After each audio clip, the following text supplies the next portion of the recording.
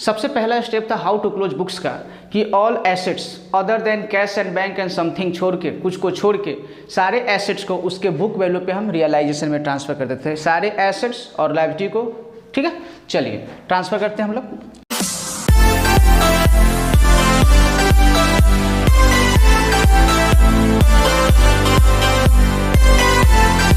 Hello guys, फिर से आपका एक और स्वागत है मेरे चैनल पे। और डिसोल्यूशन में हम लोग बात किए थे लास्ट क्लास में, जो हम एक सम बनाए थे उसमें बोले थे कि कुछ छोटा छोटा टॉपिक के साथ में अपने डिस्कशन को हम लोग आगे बढ़ाना चाहते हैं ताकि और वेराइटीज़ का क्वेश्चन हम लोग कर पाएँ, क्योंकि मेरा मेन मोटिव था एंट्री को क्लोज करने का। ठीक है, हम लोग एंट्री को क्लोज करना चाहते हैं, जिसका भी एंट्री था, जो भी बुक्स ऑफ अकाउंट्स में था, उसको हम क्लोज करना चाहते हैं। चलते हैं, जैसे आपके पास बैलेंस शीट्स दिया होगा, लास्ट क्लास में जब देखे थे तो बैलेंस शीट था, अब समझ में आ गया होगा।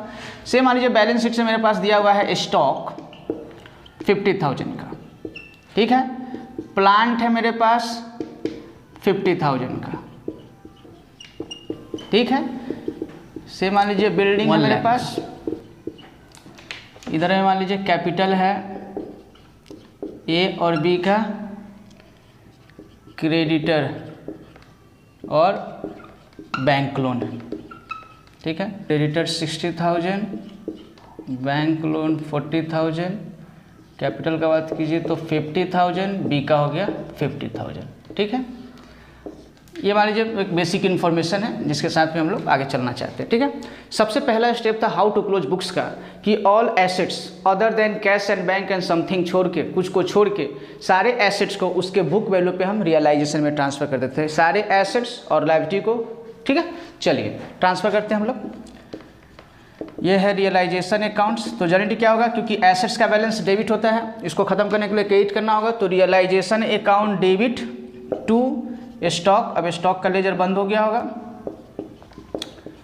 टू प्लांट, प्लांट का लेजर बंद हो गया होगा, टू बिल्डिंग, बिल्डिंग का लेजर बंद हो गया होगा, ठीक है। ये क्लोजिंग एंट्री सब चल रहा है, जिसका भी खाता खुला हुआ है मेरा मोटिव है उस सारे लेजर को बंद करने का, ठीक है। अब इधर में क्रेडिटर हो गया, क्रेडिटर चूंकि क्रेडिट बैलेंस होता है तो इसका खाता क्लोज करने के लिए हमको डेबिट करना होगा। क्या एंट्री होगा, creditor account debit to realisation, तो रियलाइजेशन को क्रेडिट कर रहे हैं किसके चलते, बाय क्रेडिटर के चलते, ठीक है, बाय बैंक लोन के चलते 40,000, ठीक है। इसका क्या होगा एंट्री बैंक लोन का, bank loan account debit to realisation, ठीक है। अब इससे क्या होगा देखिए, इससे ये होगा कि मेरा इसका लेजर क्लोज हो गया, क्रेडिटर्स का, बैंक का लेजर क्लोज हो गया, स्टॉक का लेजर क्लोज, प्लांट का लेजर क्लोज, बिल्डिंग का लेजर क्लोज, थर्ड कैपिटल बच गया। तो कैपिटल के लिए हम लोग को पहले ही से पता है कि कैपिटल अकाउंट होगा, ठीक है। दो है ए बी, इधर में भी है ए और बी, केवल समझाने के लिए आज कुछ टॉपिक डिस्कशन है, फुल फ्लेज क्वेश्चन नहीं करवा रहे हैं हम, इसीलिए हम अधूरा इन्फॉर्मेशन के साथ में। अब कैपिटल का भी कहीं कहीं पोस्टिंग कर दिया जहाँ जाना चाहिए कैपिटल अकाउंट, क्योंकि पार्टनर से रिलेटेड आइटम हम रियलाइजेशन में ट्रांसफर नहीं करते हैं। सर अगला स्टेप क्या सिखाने वाले, हम तो सीख चुके थे, सारे एसेट्स को उठा के रियलाइजेशन में ट्रांसफर कर देते थे उसके बुक वैल्यू पे, सारे लायबिलिटी को उठा के उसके बुक वैल्यू पे हम रियलाइजेशन में ट्रांसफर कर देते थे, फिर एसेट्स को बेच के हम पैसा का कलेक्शन करते थे, फिर लायबिलिटी का पेमेंट करते थे। ये तो सर सीख चुके हैं, फिर दोबारा वही सिखा रहे हो क्या ना। हम बोले थे ना कि कुछ छोटा छोटा टॉपिक में हम इसमें और बात करना चाहते हैं, मतलब क्या बताओगे सर इसमें आज। अब हम बोले थे कि कभी कभी फील्ड में जब रियलाइजेशन में ये एसेट्स रखा होगा, तो रियलाइजेशन में जब एसेट्स रखा होगा तो इस एसेट्स को पार्टनर कभी उठा के ले जाएगा। जैसे मेरा पार्टनर है ना, फर्म का पार्टनर ए और बी है, कभी ए या बी उठा के ले जाएगा, कोई भी पार्टनर ले जा सकता है। नीचे इन्फॉर्मेशन भी दिया होगा, a taken stock at 10% less book value. क्या बोल रहे थे, लिखा होगा क्वेश्चन में, partner a taken stock at 10% less than book value, यानी जो बुक वैल्यू है 50,000 उसका 10% डिस्काउंट लेके, यानी अगर 50,000 का स्टॉक है बुक वैल्यू तो वो सर 10% का डिस्काउंट लेना चाहता है। कोई दिक्कत का बात हो ना, दे देंगे डिस्काउंट 5,000 का। तो अब ये उसके लिए स्टॉक का दाम पड़ा है 45,000। तो सर इस 45,000 का, चूंकि याद है ना हम फील्ड में बैठ के ये देखते हैं कि नेट में पैसा कितना आने या जाने का है, कितने का था भूल जाइए, नेट में देखिए कितना पैसा या आ रहा है या जा रहा है, ठीक है। तो ये स्टॉक अगर पार्टनर ले जाता है तो सर अब उसका एंट्री क्या किया जाए, ठीक है। चूंकि पहले अगर स्टॉक को हम फील्ड में बेचते थे तो सर कैश आता था, तो हम एंट्री करते थे cash account debit to realisation, क्योंकि स्टॉक अपना नाम बदल के अब रियलाइजेशन रख लिया है। लेकिन सर इस केस में अगर पार्टनर उठा के ले जाएगा तो पैसा तो उससे भी लेंगे नहीं ना, उसका तो लास्ट में हिसाब किया जाता है कि कितना पैसा लेना या देना है। इसीलिए पैसा ना लिख के हम इसके कैपिटल अकाउंट के साथ में इसको एडजस्ट कराना चाहते हैं। यानी अब उसको अगर हमको देना था 50,000, फर्म अगर उसको पहले 50,000 देने वाला था तो अब 50,000 नहीं देगा। जो स्टॉक वो 45,000 का ले जा रहा है उसको हमको लेस कर देना होगा। यानी हम उसके कैपिटल को क्या करने वाले हैं, डिक्रीज करने वाले। यानी एसेट उठा के कोई पार्टनर ले जाएगा तो उसके कैपिटल को डिक्रीज करेंगे, और कैपिटल जब बढ़ाते हैं तो क्रेडिट करना होता है, और कैपिटल जब डिक्रीज करेंगे तो डेबिट करना होगा। यानी इसका एंट्री क्या होगा, एज कैपिटल अकाउंट्स डेबिट्स। समझ में आ गया? कितने, 45,000। ये आपको निकालना पड़ेगा कि एसेट्स का जो वैल्यू उसके लिए लगा है उसी वैल्यू से उसके कैपिटल को हम डिक्रीज करेंगे।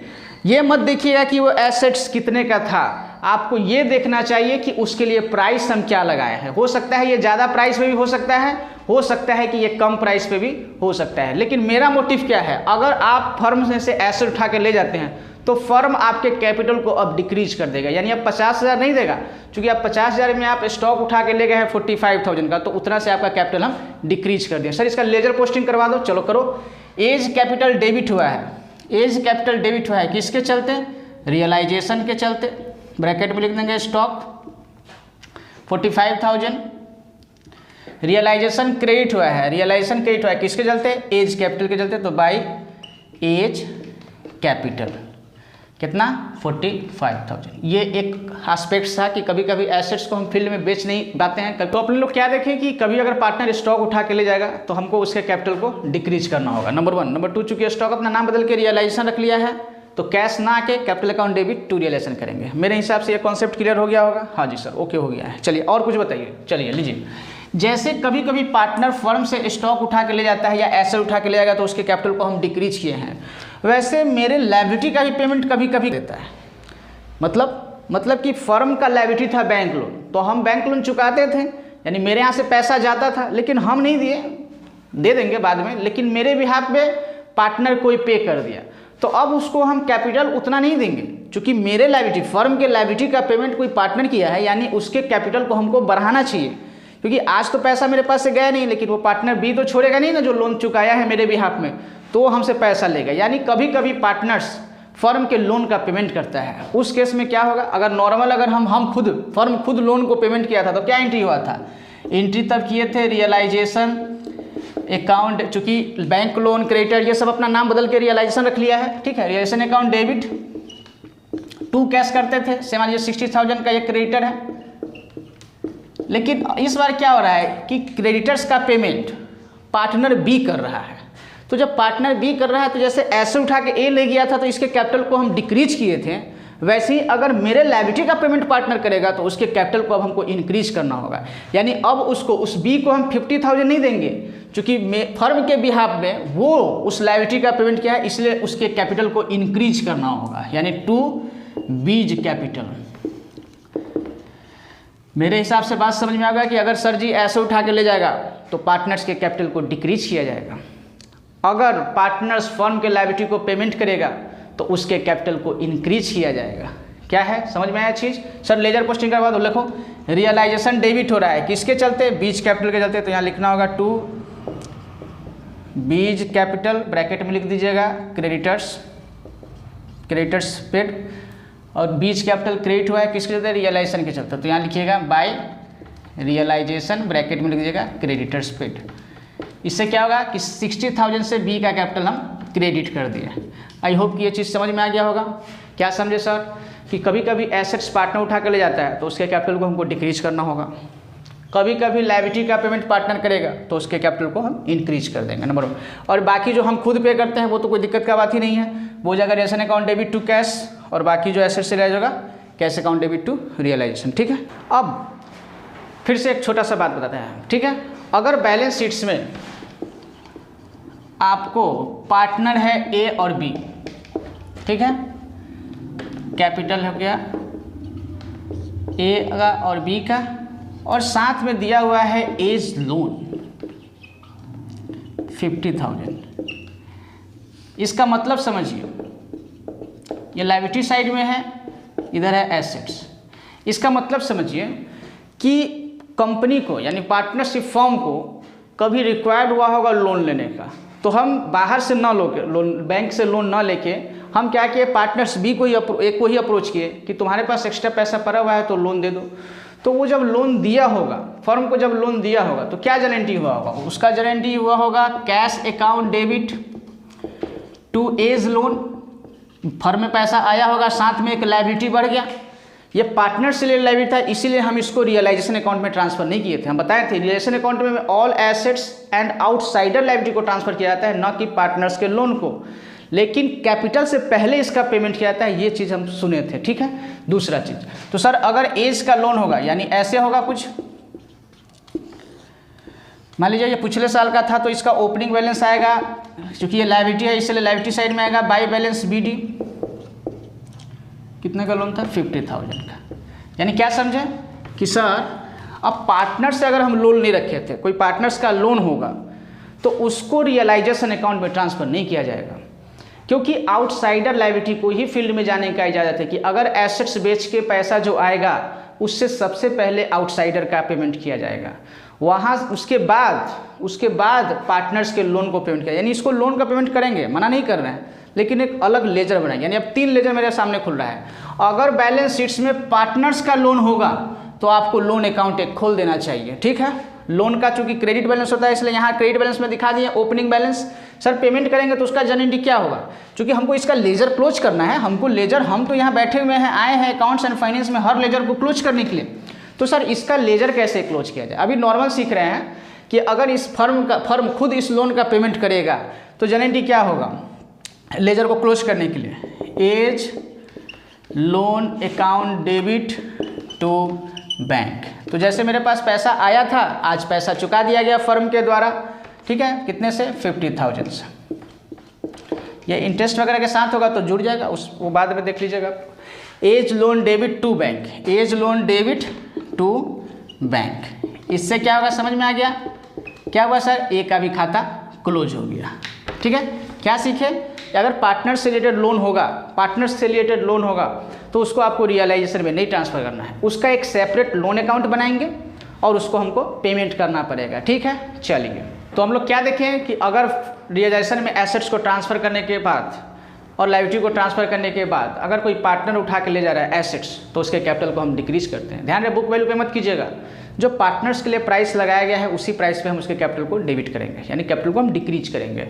फर्म के लायबिलिटी का अगर पार्टनर्स पेमेंट करेगा तो फर्म उसकी कैपिटल को इंक्रीज करेगा, यानी अब ज़्यादा पैसा देगा, कैपिटल उसका हम बढ़ा देंगे। ठीक है, फिर हम लोग क्या देखें कि अगर पार्टनर्स का लोन होगा बैलेंस शीट्स में तो उसका एक अलग लेजर बनाया जाएगा और उसका पेमेंट किया जाएगा। ठीक है, गारंटी हम लोग सीख चुके हैं, दोनों जगह पोस्टिंग करेंगे। जब फुल फ्लेज क्वेश्चन बनाया जाएगा तो फिर से पार्टनर्स का लोन है, जैसे एज लोन बनाया है तो बैंक लोन भी बना होगा, तो एज के लोन को पेमेंट कीजिएगा, हाँ, और बैंक से पैसा डिक्रीज कीजिएगा। ठीक है, दूसरा चीज़ हम बोले कि सर जी होगा बैलेंस शीट्स। ठीक है, हम बोले थे कि छोटे छोटे चीज़ सर जल्दी जल्दी करवा देते हैं ताकि फिर फुल फ्लेज क्वेश्चन में जब आएगा तो वहाँ बात मेरा समझ में आ जाएगा। जैसे यहाँ तो दिया हुआ था कैश, ठीक है, अब समझिए सर जी अगर कैश भी दिया हुआ है बैंक भी दिया हुआ है 50,000 से, ये है 1 लाख से। ठीक है, तो सर अब किसका अकाउंट बनाया जाए, कैश का अकाउंट बनाए कि बैंक का अकाउंट बनाए, तो आपसे नीचे इन्फॉर्मेशन में दिया होगा कि prepare realisation account bank account. जब जैसे बैंक अकाउंट बोला है इसका मतलब कैश अकाउंट अब बनाने की आपको जरूरत नहीं है, आपको बैंक अकाउंट बनाने से ही हो जाएगा। यानी कैसे बनाइएगा आप, कैश अकाउंट की जगह बैंक अकाउंट।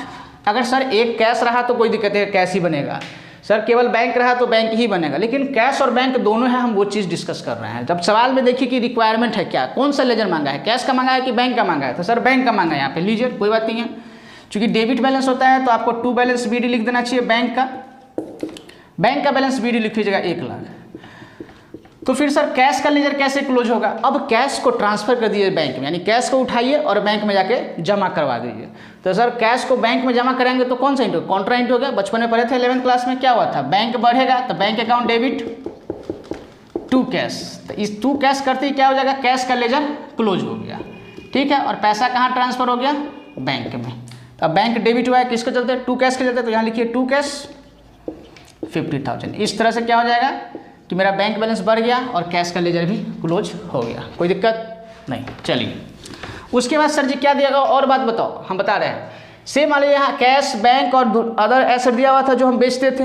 अब कुछ यहाँ पे फिक्टिटियस एसेट्स भी होगा, कूड़ा करकाट होगा, जैसे कि होता है ना प्रिलिमिनरी एक्सपेंसेस जो राइट ऑफ नहीं हुआ था अभी तक, डेफर रेवेन्यू एक्सपेंडिचर, जैसे पुराना एक्सपेंस जो अभी तक राइट ऑफ नहीं हुआ था वो यहाँ लिखा होगा। सेम मान लीजिए प्रॉफिट एंड लॉस, ये नुकसान है।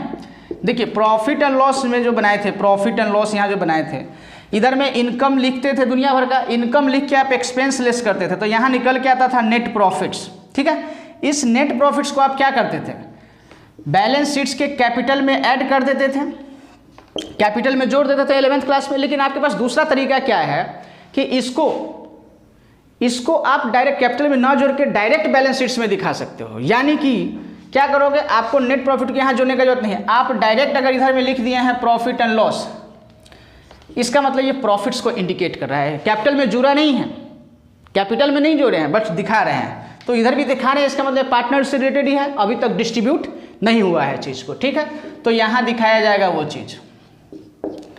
अब देखिए दोनों में अंतर समझ में आ रहा होगा। इधर में जो ये दिखा हुआ है ये प्रॉफिट्स को इंडिकेट कर रहा है जो अभी तक डिस्ट्रीब्यूट नहीं किए हैं, और ये पुराने लॉस को इंडिकेट, यानी लॉस होता था तो हम बैलेंस शीट के कैपिटल में से लेस करते थे। लेस ना करके आपके पास दूसरा तरीका है कि आप इधर साइड में दिखा सकते हैं बैलेंस शीट्स को टैली करवाने के लिए। फिर इधर में क्या हो सकता है सर जी, हो सकता है जनरल रिजर्व हो सकता है। ये सब पुराना पुण्य है जो अभी तक डिस्ट्रीब्यूट नहीं हुआ था, ये सब पुराना कचरा है, ये सब जो अभी तक पीएल में जाके राइट ऑफ नहीं हुआ था, जैसे कि एडवर्टीजमेंट सस्पेंस हो गया, प्रॉफिट एंड लॉस का डेबिट बैलेंस हो गया, ये सब ये फील्ड में कोई खरीदने नहीं आने वाला है आपसे, ये एसेट्स बिकने लायक नहीं, ये तो फिक्टिटियस एसेट्स है, डेफर रेवेन्यू एक्सपेंडिचर है जो अभी तक राइट ऑफ नहीं हुआ है, पीएल में नहीं गया है, बचा हुआ है थोड़ा सा पोर्शन। तो अब इसका क्या रिक्वायरमेंट, अगर बिजनेस कंटिन्यू रहता तब तो ये पीएल में जाता ही, ठीक है, लेकिन अब तो बिजनेस बंद हो रहा है, इस चीज़ को अब डिस्ट्रीब्यूट करना होगा। इसको अगर ट्रांसफर कीजिएगा तो ये प्रॉफिट्स को इंडिकेट करता है, ठीक है, तो इस पे पार्टनर्स का ही हक है, ठीक है। तो इसको अगर डिस्ट्रीब्यूट कीजिएगा तो जनरली क्या होगा, profit and loss account debit, general reserve account debit. इससे क्या होगा, अब इसका खाता क्लोज हो गया, क्योंकि ये प्रॉफिट्स है तो ये पार्टनर्स को डिस्ट्रीब्यूट कर दिया जाएगा, किसको किसको, ए और बी को, तो to A's capital to B's capital. इससे क्या होगा कि प्रॉफिट एंड लॉस का खाता क्लोज, जनरल रिजर्व का खाता क्लोज, और ये दोनों फिगर जो प्रॉफिट सेंग रेशियो होगा उस रेशियो में आप ए और बी के कैपिटल को इंक्रीज कर दीजिएगा। देखिए बोले थे ना हम, कुछ चीज़ फील्ड में नहीं जाता है, वो यही चीज़ है, ये डायरेक्ट पार्टनर्स के कैपिटल अकाउंट से एडजस्ट हो जाता है, क्योंकि इस पे पार्टनर्स का हक है, इस पे भी पार्टनर्स का हक है, यानी इससे कैपिटल बढ़ेगा, इससे कैपिटल घटेगा। ठीक है, क्या समझे कि अगर पार्टनर से रिलेटेड कोई आइटम है, fictitious asset, deferred revenue expenditure, तो वो डायरेक्ट हम कैपिटल अकाउंट में एडजस्ट करा देंगे। ठीक है, क्या सीखे अभी तक हम लोग कि एसेट्स को उठा के अगर पार्टनर ले जाएगा उसके कैपिटल को डिक्रीज किया जाएगा, लायबिलिटी को पेमेंट अगर पार्टनर्स करेगा उसके कैपिटल को इंक्रीज किया जाएगा, पार्टनर से जब अगर लोन रहेगा उसका अलग से अकाउंट एक लेजर बनाइएगा और उसका सेपरेट पेमेंट वहाँ पे कीजिएगा। सर कुछ फिक्टिटियस एसेट्स था, जैसे प्रॉफिट एंड लॉस का डेबिट बैलेंस, ये नुकसान था, पुराना नुकसान था, डेफर रेवेन्यू एक्सपेंडिचर जैसे एडवर्टीजमेंट सस्पेंस था, तो सर इसको रियलाइजेशन में ट्रांसफर करने का कोई मतलब नहीं बनता है, जब फील्ड में कोई खरीदने उड़ने वाला नहीं है, डायरेक्ट कैपिटल अकाउंट में एडजस्ट करा दीजिए। ऐसे भी ये कोई खरीदने वाला है नहीं, बिकने वाला है नहीं, तो इससे क्या होगा, कैपिटल डिक्रीज किया जाएगा। जनरली क्या होगा, इससे सर डेफर ये सब नुकसान से कैपिटल आपका डिक्रीज होगा, यानी capital account debits to profit and loss to advertisement suspense. इससे क्या होगा कि इसका लेजर क्लोज हो गया। इधर में अगर general reserve for profit and loss account है तो इससे आपके कैपिटल को बढ़ा देना चाहिए, क्योंकि ये प्रॉफिट्स को इंडिकेट करता है, इस पर पार्टनर्स का हक है। अभी तक हम लोग इतना सीखे हैं, थोड़ा जल्दी में चल रहे हैं, क्योंकि जब सम बनाएंगे तो इस चीज़ पे हम लोग पूरा पकड़ बनाने का कोशिश करेंगे। ठीक है, कल जब नेक्स्ट क्लास में हम लोग मिलेंगे तो एक नए सम के साथ मिलेंगे, जो जहाँ तक हम लोग रिवाइज किए हैं उसको एक सम के जरिए समझने का कोशिश करेंगे।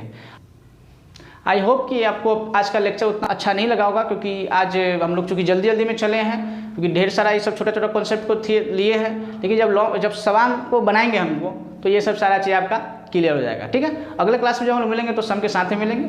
और अभी तक अगर हमारे अपने चैनल को सब्सक्राइब नहीं किए हैं तो सब्सक्राइब कीजिए, शेयर कीजिए और लाइक कीजिए। मिलते हैं अगले वीडियो में, तब तक के लिए थैंक यू।